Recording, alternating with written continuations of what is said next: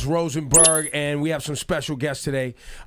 Listen, ladies and gentlemen, the Haitian Polo documentary. It's on fire. It's about to hit out here. What's your name? Introduce yourself to the people.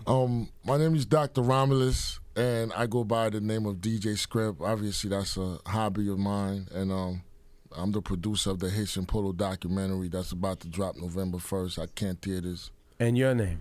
Judith, Destin. Judith, Destin. So, if you want Rosenberg, I started the interview. Rosenberg, you could come in, I think, because Rosenberg was a polo head too. Oh, word? Yeah, Rosenberg was at a time. Rosenberg, what I got on? Polo. What kind of polo? Classic teddy bear sweater, it looks like, underneath. No, you dead wrong. Okay, what That's is not it? the teddy bear? This is the No, you're right. It's not. It's the golf bag and the jacket. Wow, honestly, I don't think I've ever seen one with just a golf bag. Well, Brooklyn, New York, we did it so hard. Polo is kind of like food and oxygen to us. You know what I'm saying? Well, the reason, and I was telling Dr. Romulus, the reason that I wanted to do this interview was because I think it's an interesting conversation when immigrants come to the United States about the challenges to kind of fit in, right? Absolutely. And for, obviously for hip hop and for a lot of people in the 80s and 90s, it was clothes. Right, it was what you were wearing, and then for people who get here, it's like what you don't have. If your sneakers ain't right, if your clothes ain't right, people making fun of you, right? Our story is phenomenal. We have a phenomenal story in terms of how we acculturate and assimilated into this culture, and you already know because you're in the industry. There's a lot of Haitians in the industry, and that's one of the reasons I said, you know what? Let me surprise the world and show what we did and how we got here. Yeah. You know what I'm saying? So take us through the documentary. Is it predominantly takes place in Brooklyn because that's where you're from, correct? Yeah, predominantly Brooklyn, but we film all over the city. Martin Luther King High School, because all the schools, believe it or not, they have one common denominator. It was the polo. You know what I'm saying? It was the fashion. But when you kind of dissect it and you go into the stories and you go into what made us, chase these things. Me being a Haitian young immigrant, it was beyond that. I had to wear the polo to get accepted. I had to wear, the Timberland boots, the Chuckers or Timberland, beef and broccolis and all that, just to get accepted and to dress a particular way so I won't get stigmatized by, the Jamaican kids, the Trinidadian kids, the African American kids. When you hear the Caribbean kids talk about, being immigrants and coming in, and the black kids making fun of the newer black kids, right? Because the black kids were made fun of, and the black kids made fun of the Puerto Rican kids, right? And the Puerto Rican kids made fun of the Dominican kids, and the black kids made fun of the African kids, and that was also because that's just kind of like how that's how kids are. But if you notice, like even here today, you have people, they pick on Mexicans, right? Absolutely. Oh, look at the Mexicans, or I'm not Mexican. Don't confuse me with a Mexican. Like being Mexican is bad. We used to do the same. I'm not Haitian. Don't confuse me with them. That's how bad it was. We used to. It got to a point where we would not want people to know we were Haitian. And so, how did it become polo? That was this really bonding sort of thing that people would appreciate. Well, it's more than polo. It was a whole bunch of things. What happened is when you step out your house, you came from Haiti with Pierre Cardin and slack pants and very dressy shirts. When you go to school, the kids have baggy clothes on, and the clothes range from different designer brands, Tommy Hilfiger, Polo, Guess, Jabot, all these things. Yeah. So you had to find the freshest gear. At that time, during the 80s and the 90s, Polo was reigning supreme. Polo was the brand to have. Polo and Tommy and Alpa Style too, and Nautica. Yeah. These things were the brand. Helly Hansen. There you go, Helly Hansen. Perry Ellis. Not Perry. Hell no. Hell no. He had a moment. All right, his jeans had a moment. Unless you work in the office somewhere. These things were the things to have. Yeah. And compared to Polo to all the other ones, the Polo was the biggest brand. And if you have that, you the man. And even if you Haitian, they'd be like, look at that Haitian over there with that polo sweater. Don't mess with him. He fly. But he's still Haitian, but he fly. So you understand what I'm saying? In the documentary, do you talk about the gangs associated Hell too? yeah, dude. Go deep into that. Well, we had a lot of gangs. We had the Decepticons. We had the Izads. And the Izads, the Haitians were like fools to them. They would come by our school and chase us and rob us and take our money. And it got to a point where it got so bad that, the school would let us out either an hour earlier or an hour later until the whole premises is cleared. That's how bad it was. It sound funny, but it was serious. Yeah. It was serious. Because when you're at home, your parents don't know what you're going through. And when you go to the school, it's a whole different environment. It's like survival of the fittest, man. And did your parents, process it as, look, we're here in America and we're going to get by and we came here for a better life, so you're going to suck it up? Or what was the conversation at home? Well, our parents, Haitian parents. Haitian parents, their main focus is education. And this is why I'm in Look Street. I have a doctorate in pharmacy. And I started law school by and continue. It's education. You don't come to we don't care. We don't want you to be a rapper. We don't want you to be a DJ. We don't care about nothing, comedian. Do not bring that shit in. Don't bring that shit in the house. Your job is to become a lawyer, a doctor, a nurse, an engineer, a professor. We don't want to hear nothing. As a matter of fact, that's one of the reasons why I'm not on High 97 right now killing the 1 and 2s. Because every time I bring a turntable in the house, my father would throw it downstairs. Yeah, but listen, let me tell you something. Wow. The fact that you have a doctorate in pharmacy? Pharmacy, yeah. Is way better than being a DJ. I know it is. The odds of you having an income and that polo that you're continuing to buy right now, you would not get that being a DJ at this radio station. There's 3 DJs, maybe 4, that actually make money here. The rest make money in the clubs.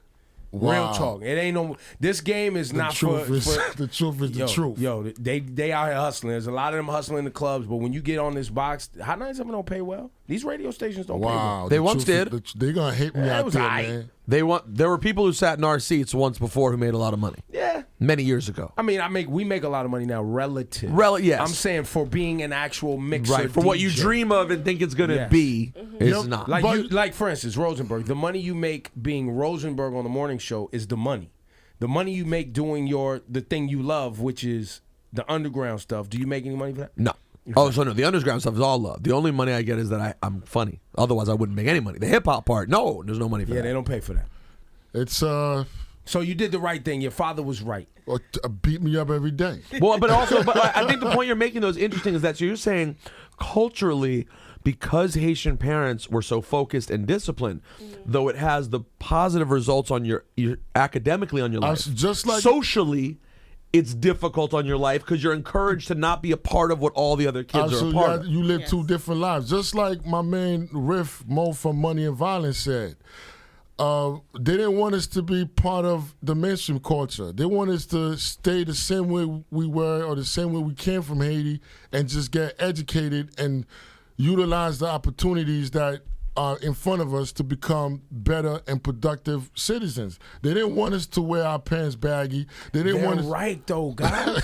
I know y'all think this hip hop thing is fun. Your parents are right. I grew up. I wear baggy. I wear saggy pants. My mom was right. I was one of the lucky ones. Most of us ain't finna have no job where you get to dress like this and talk like this. By now, I got it.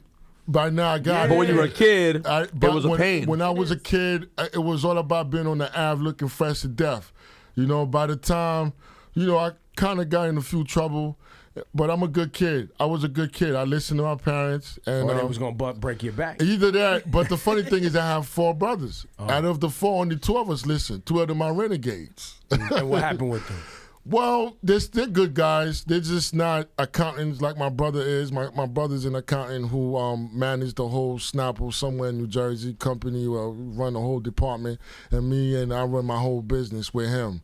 We run a family business. Right now we're about to acquire another section in Brooklyn where we're going to try to put the whole family down because I'm more into that. But the other 2 brothers, are they? My other 3 brothers. 3 brothers. But you said you had 2 that are renegades. I have 3 that's renegades and 2 that's productive.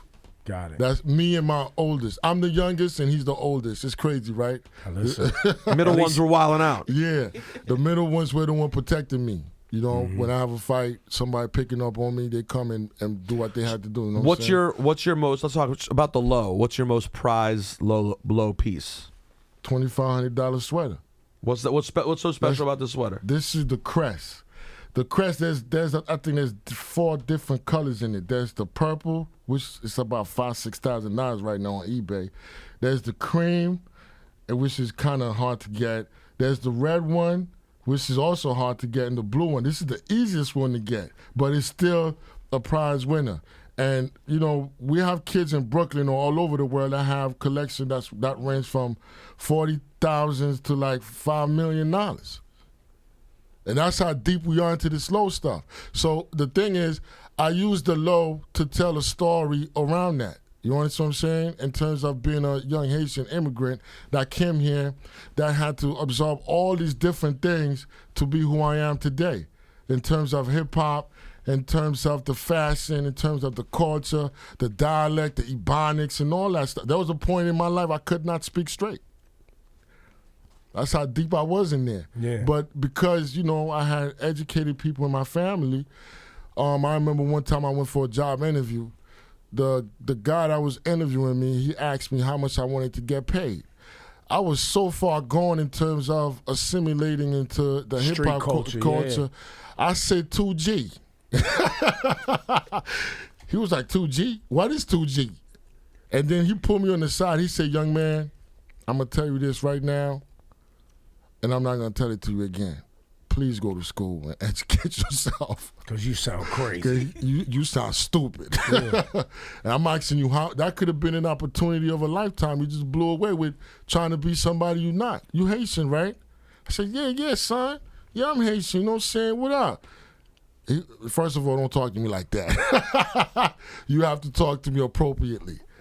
And I didn't This guy sounds like me. Yeah, exactly. Whoever this man was, we salute you, sir. Continue to do this. And I didn't even know what he meant because I was young. I'm like, what the fuck he talking about? Don't disrespect me. He's messing up my whole G. See, You know what I'm saying? Here we go. And About to get the skin slapped off his face. And then get sent home to his father. But lucky for me, my cousin who groomed me, who mentored me, his name is Dr. Ronalist. He was down with the D-Sep, Izod, you name it.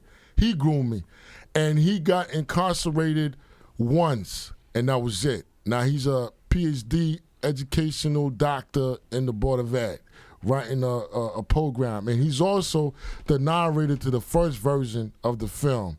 And, you know, the lovely Miss Destin, my wife, she's the second narrator to the film. And the film is November 1st. It is the Haitian Polo documentary, and they are articulating that being an immigrant here in America, moving into Brooklyn, and how trying to assimilate, if you will, into culture, and how polo played a part in that. Just the whole story. Polo fashion in general, you know, from low lives to Decepticons, Izods, and G-Force, and you name it, LA, LP. We had a whole bunch of them, man. Salute you for this, man, and thank you for coming up here to Hot 97 having this dialogue man, today. I wish I could make it to the morning show. We're here right now. Oh, this is but that's the vlog, right? Yeah, no, this is going to go up, but we're going to talk about it on the morning, too. All right, that's dope, man. But a lot of people waiting to hear my voice and calling me Scripz. Are you on the radio? I mean, yo. Trust me, a lot of people are going to see this, my G. It's a blessing to be here, man. I don't care where I'm at. There you go. Nice to meet you, man. Yo, pleasure, guys. Same here. Thank you, and good luck.